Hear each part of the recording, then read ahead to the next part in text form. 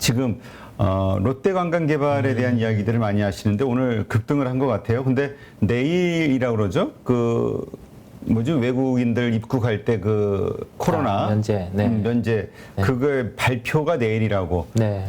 그거에 대한 기대감일까요? 지금 여행주들? 충분히 그런 요소가 있죠. 오늘 하나투어 같은 경우도 한 6%대 반등까지 제가 확인을 했었어요. 6%대 반등까지 확인을 했고 롯데관광개발 같은 경우는 이전에도 그 제가 방송에서 다뤄서 말씀을 드렸던 종목이에요. 종목이니까 한 번 더 그 이야기를 하고 가면 더 이상 나빠질 게 없는 구간 중에 조금 더 확실한 종목이 롯데관광개발이에요. 네, 그렇다 보니 여기에서도 좀 급한 매도라든지 그러한 부분은 감안은 안 하셔도 되는데 우리가 언제나 한번 보고 가야 되는 점은 있거든요. 그 종목단과 관련해서 전환사채라든지 그러한 부분은 존재를 하고 있습니다. 이게 어느 정도 규모인지 그 점은 주주분들이시라면 체크를 하고 가야 되겠고요. 한 100억 정도 됩니다. 100억 정도. 현재 시총 대비해서는 한 1% 정도밖에는 되지 않아요. 그 다음에 조정도 이루어졌고 지금 산술평균 기준 주가 포함하면은 조정 후에 전환가액이 한 12,700원. 지금 단가보다는 낮아요. 네. 근데 이게 향후에 그 이제 타겟, 그러니까 전환할 수 있는 타겟 날짜에 들어오면 전환이 될 수 있는 전까지 생각을 해야 되거든요. 발행이 이루어진 게 2021년 11월 24일입니다. 그렇다고 하면은 올해 11월부터는 전환이 가능해요. 기간이 남아 있어요. 그렇다고 하면 아직 큰 부담은 아니라는 점을 생각을 할 수 있겠습니다. 네.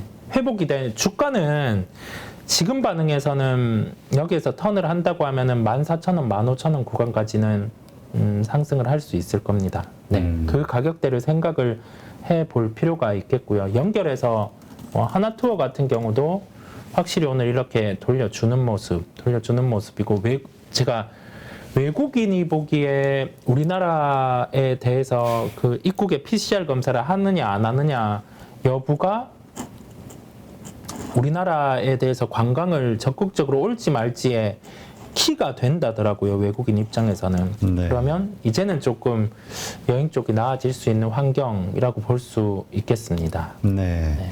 알겠습니다. 그 지금 채팅창을 보면은 그래도 한 달 전하고는 분위기가 많이 달라요. 그때는 전부 손실분 이야기들만 있는데 지금은 그래도 익절한 이야기들이 자꾸 나와서 네. 네. 참 시장 분위기가 조금 좋아졌다라는 걸 느끼기는 하는데 네. 네. 자, 그 태조. 네. 그러니까 이게 방산주 커피 한 잔님 이야기는 방산주 최근에 진입하신 분들 매매에 주의하세요. 그러니까 그 공매도가 아마 들어가기 시작했나 봐요. 잡히기 시작했나 봐요. 뭐 충분히 공매는 붙을 수 있는 많이 올라왔다 이거죠. 구간이긴 합니다. 왜냐하면 이게 현대로템 기준으로 한번 보면 충분히 고민할 수 있죠.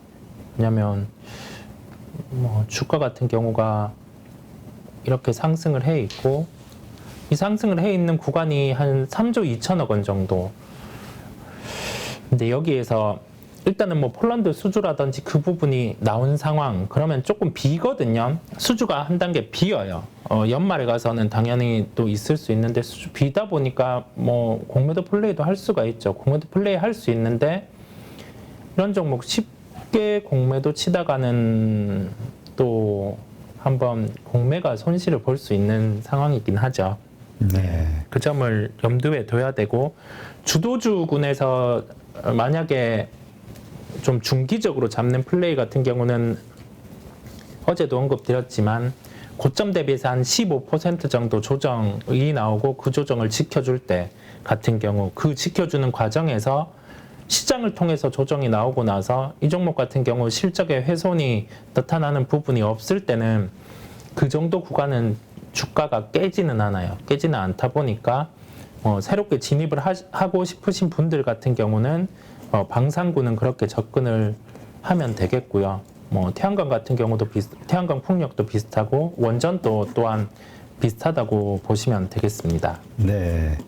자, 빗돌이님, 오랜만에 오셨는데, 뭐야, 메시지가 취소됨. 무슨 글을 하나 쓰셨는데, 밑에 보니까 허클님, 흥치뽕 하는 거 보니까 뭐 돈 버신 이야기 같은데, 좋은 거 있으면 혼자 벌지 마시고 좀 이렇게 우리 가족분들하고 다른 분들하고 좀 공유 좀 하세요. 네, 실력이 있으신 분이라. 자, 자두님 질문인데, 네. 고려 아이언은 2차 전지 동박 사업으로 오르는 건가요? 아이언으로 오르는 건가요? 단기 상승이 아주 큰데. 네.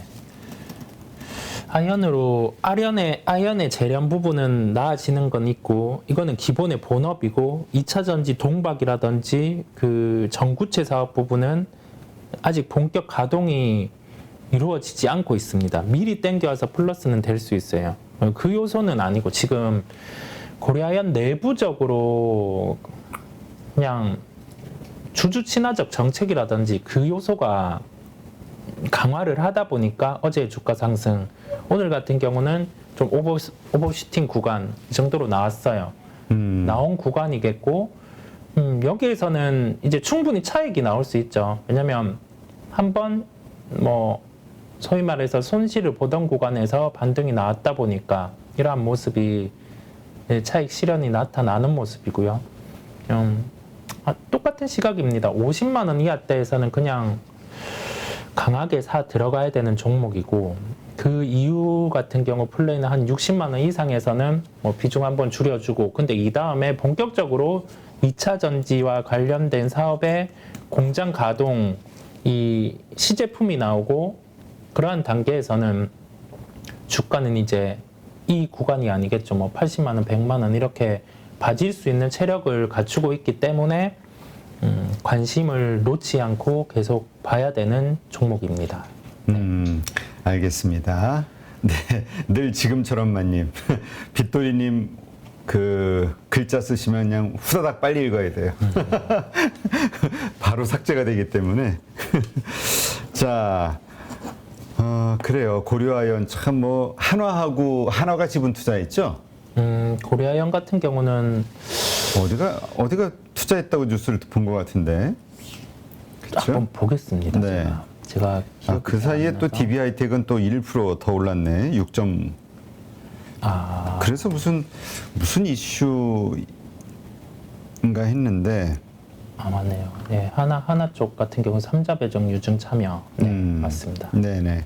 하여튼 그래서 뭐 더 이렇게 뭔가 기대감이 있는 것 같은데, 근데 또 고려아이는 오늘 그 흐름이 네. 좀 뭐라고 차트가 그렇게 이뻐 보이지 않는데요? 맞아요. 네, 고점에서 일어나는 현상 같은데? 네, 맞습니다. 이런 흐름이 나올 수 있어요. 나올 수 있는 게 뭐냐면, 자, 요런 구간 있잖아요. 우리가 보기에 크게 보면 요런 구간에서는 쉽게 이런 모습이 안 나와요. 근데 이게 이런 구간에서 밀렸다가 반등 나올 때 이런 식으로 나오는 모습, 이런 식으로 나오고 한 단계 더 이렇게 나오면은 이평 대비해서 이격이 벌어지게 돼요. 그러면 이게 기술적으로 프로그램을 돌리는 쪽도 그냥 매도가 나오게 알고리즘이 짜여 있는 경우가 많거든요. 그리고 우리가 언제나 봤듯이 이평선에 벌어지는 주가가 있으면 수렴을 하게 마련입니다. 그리고 여기에서 뭐 뚜렷한 모멘텀이 지금 당장 달라질 점도 없었고 하다 보니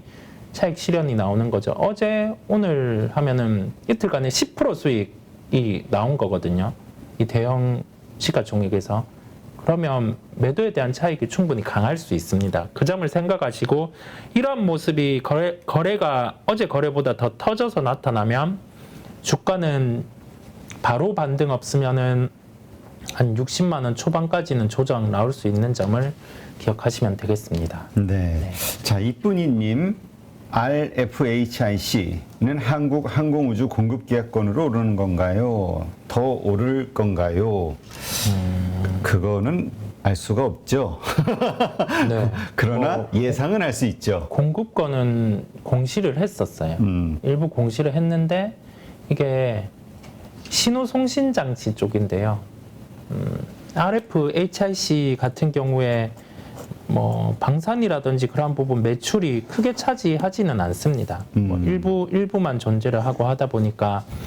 근데 딱 기억을 해야 될 포인트가 있습니다. 본업이 되고 뒤에 뭐 플러스 할 수 있는 방산이라든지 그 요소가 있으면 주가가 강해요. 예를 들면 현대위아 같은 경우죠. 본업 체력이 이제 있다 보니. 근데 RFHIC 같은 경우는 본업이 좋지 않습니다. 지금 5G와 관련해서 뭐 사업을 영위를 하는데 그쪽에서 실적이 뚜렷하게 안 올라오는데도 밸류에이션이 비싸요. 일단 지금 뭐 150배 네, PER. 맞아요. 그 정도 구간이죠. 그러니까 그만큼 돈을 못 벌었다는 얘기겠죠. 네. 이익을. 시총은 이만큼 커 있는데 이게 유망주다 보니까 밸류는 높게 주고 있어요. 유망주다 보니까 밸류는 높게 주는데 그 유망주가 지금 성적이 안 나오고 있는 거죠. 네, 그렇게 생각을 하시면 되겠고 이게 뭐 절대적인 주가는 이렇게 빠져 있잖아요. 절대적인 주가가 빠져 있는데 시장 참여자들은 그렇게 볼 겁니다. 5G가 돌아설 수 있는 환경이 됐을 때 그때 플레이들을 하겠죠. 근데 아직은 그런 점은 뚜렷하지 않아요. 네. 이거는 그러니까 그러니까 지금 보니까 2019년도에 영업이익이 200억 정도 나왔던 게 20년에 16억, 그다음에 21년 59억, 네. 올해 예상이 한 91억이니까 네. 네. 그러네요. 자, 그다음에 네. 좋은 날 메일님 감사합니다. 그다음에 네. 또 뭐가 있을까요? 오늘은 대우건설 남문자님. 대우건설요? 네. 참 요즘 현대건설은 흐름이 좋았는데 대우건설 지금 마이너스 40%라고 하시네요. 아이고 그냥 힘드시겠네. 요즘같이 또 다른 거 오를 때 내 거는 안 오르면 네. 더 속상하죠. 시간이 조금 걸릴 수는 있어요. 일반 건설주들 같은 경우는 시간이 걸린다는 점인데 왜 시간이 걸리는지 말씀을 드려볼게요. 꼭 건설주라든지 다른 종목도 비슷합니다. 가지고 있는 종목이 업종은 괜찮은데 업종에서 오르는 종목이 있는데 보유하고 있는 종목이 약하다고 하면은 꼭 요런 습관을 갖추시면 좋을 것 같아요. 많이 안 봐도 돼요. 그냥 이 금감원 전자공시에 들어가서 반기 보고서라는 곳에 들어가서 일단은 주요 제품 및 서비스 이 부분을 보면은 뭐가 다른지 이렇게 볼 수 있습니다. 대표적으로 대우건설의 비중이 높은 게 주택건축 쪽이에요. 주택건축. 그다음에 뭐 일부 토목 있겠고 나머지 현재 시장에서 하이라이트가 될 수 있는 부분이 뭐 플랜트 부분, 이게 플랜트가 해양 플랜트 그런 부분이 아니라 뭐 복합 화력 발전이라든지 뭐 천연가스 이러한 부분에서 중점적으로 부각이 되고 있는데 포인트가 대우건설은 주택건축이란 말이죠. 근데 주택건축에서도 브랜드가 밀리고 있는 상황입니다. 네. 그 전까지 종합해 보면 조금은 상대적으로 열의에 있는 점에서 보유하고 계시는 시점에서 자 이렇게 뭐 이 구간 5,000원대 구간 기술적 반등 있고 나타났는데 또 비슷하게 있을 수 있겠죠. 한 뭐 5,000원대 후반 6,000원 그런 구간에서는 종목에 대해서 좀 매도를 하고 좀 기다리면서 업종의 1등 주군, 언제나 1등 주군 쪽으로 보실 필요가 있겠습니다. 현대건설 같은 경우 지금 매수를 하라는 게 아니라요. 네. 예, 이런 식으로 주가에 그냥 흘러가는 흐름이 달라요. 흘러가는 흐름이 다르고 비교해서 한번 살펴보면 여기 주요 제품, 뭐 서비스, 매출 및 수주 상황 이 측면을 보면 이 아까의 수치랑 다른 점을 볼 수가 있겠죠. 건축주택 550인데 플랜트 전력이 240. 이쪽 부분의 포지션이 대우건설이 가지고 있는 부분이랑은 또 다른 요소가 있거든요. 그렇다 보니 보고 계시는 분들은 다양하게는 안 보셔도 되는데 금감원 전자공시에 가서 기본적으로 이 기업 같은 경우가 주가가 강한 기업의 매출의 구성 요소, 주가가 약한 기업의 그 매출의 구성 요소를 보고 이 주가가 강한 기업의 매출의 포인트가 되는 점을 연결해서 다른 종목이랑 한번 파생을 해봐도 그게 도움이 되거든요. 네, 그렇게 한번 투자에 대해서도 대입해 보시면 조금 더 좀 흥미로운 투자가 되실 겁니다. 네. 누구나 1시간 안에 200개 종목에서 좋은 종목을 고를 수 있는 그런 능력을 배양할 수 있도록 제가 도와드리려고 그렇게 하고 있습니다.